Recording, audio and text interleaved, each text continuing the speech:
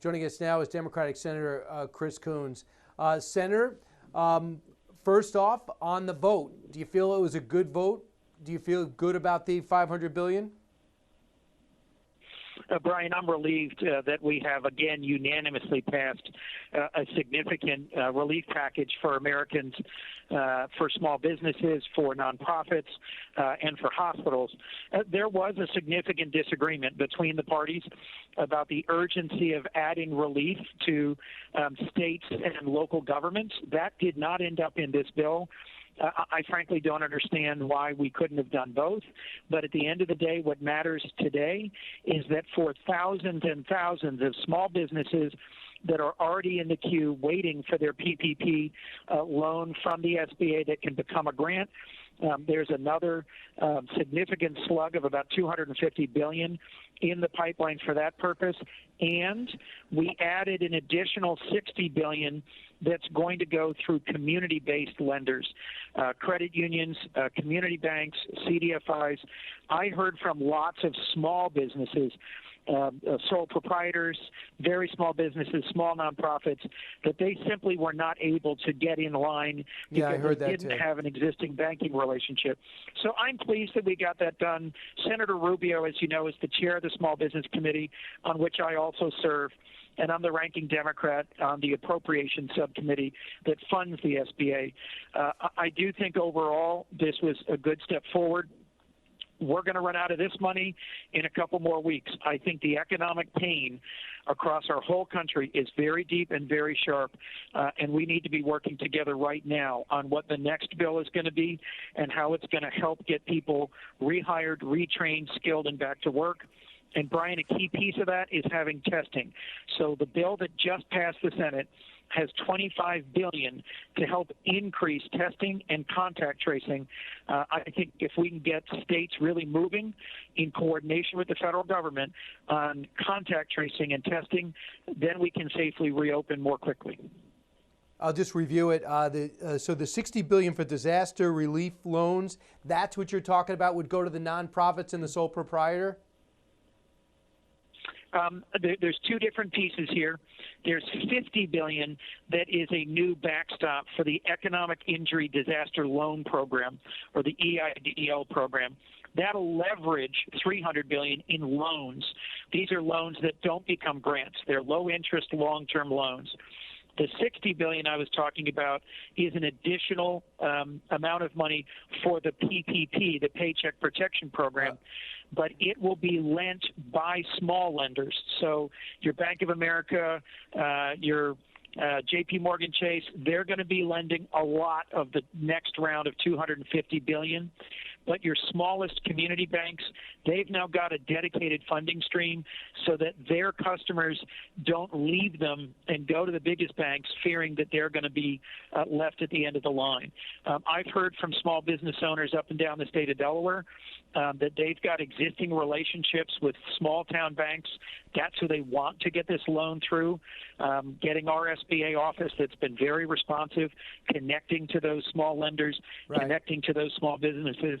That's our next step, and I'm excited about getting that done. Well, yeah, I hear that too. Also, the 75-25 is an issue.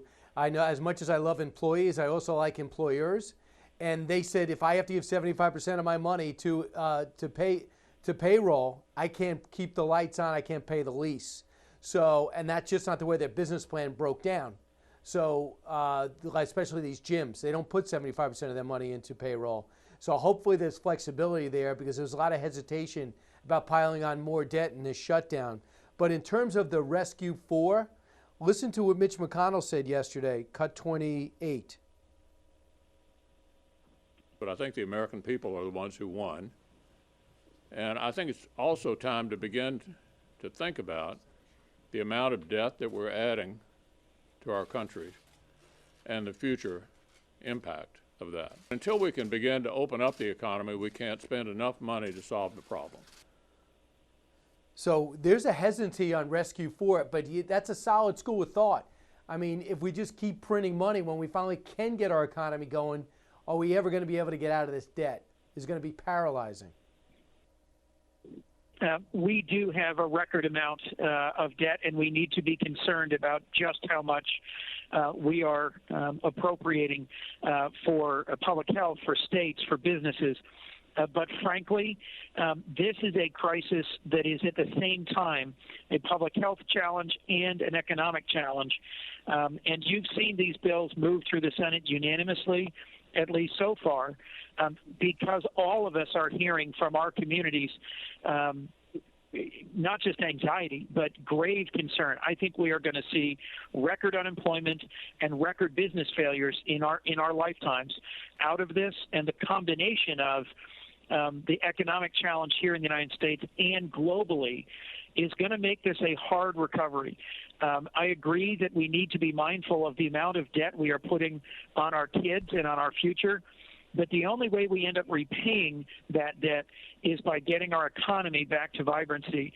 And all of our states and local governments have balanced budget requirements that within a few weeks, depending on the cycle, here in Delaware it's June 30 by Constitution, they're going to start laying off the teachers, the police officers, the paramedics, the nurses and doctors in public hospitals.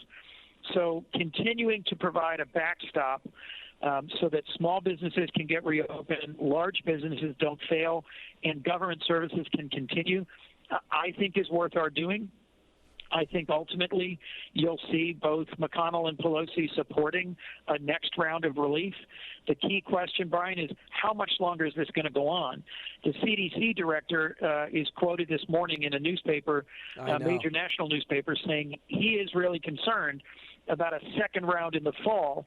That's partly why I'm talking to secretaries of state, both Democrats and Republicans, about making sure that we can safely vote in November and that we can have some clarity about plans for schools, for colleges, for businesses in the fall. So, yeah, I know that's one of your things, that you think we should be able to vote by mail.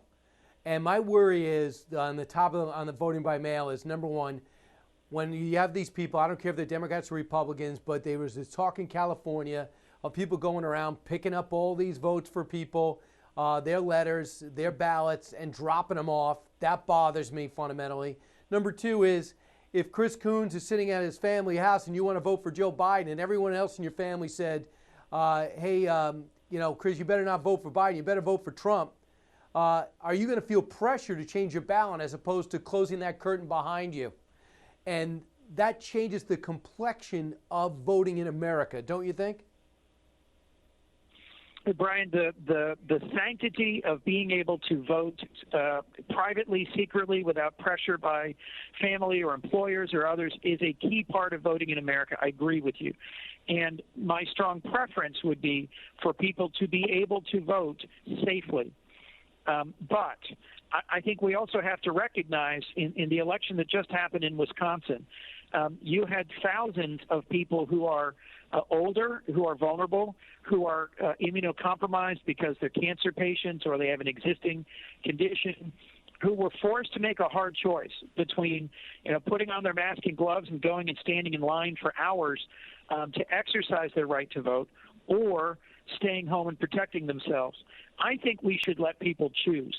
There are ways by signature confirmation and by ballot tracking that we can do vote by mail and eliminate fraud challenges. Right now, all American troops who are deployed overseas vote by mail.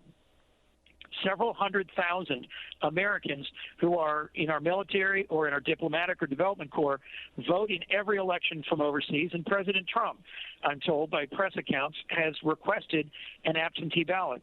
If it's good enough for our troops and our president, it seems to me we should give people the option.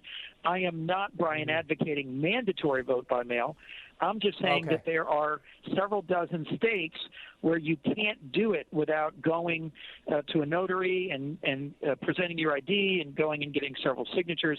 We should allow you to do no-fault absentee voting during a pandemic, during a health crisis.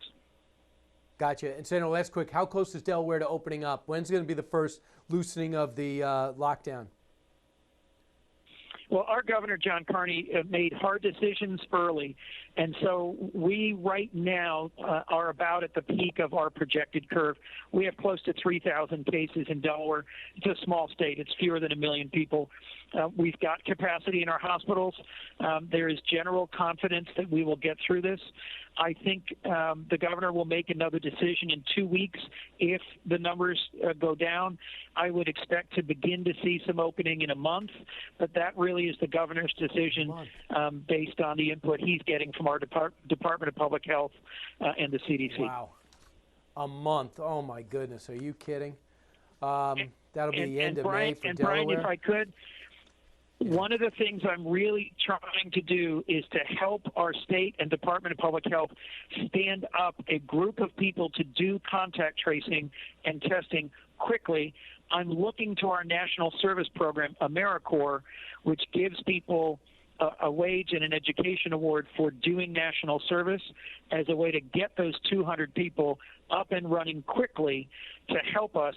The faster we can do contact tracing and testing, the faster we can safely open. Senator Chris Coons, thanks so much. Always great to talk to you. Thank you, Brian. Appreciate being on.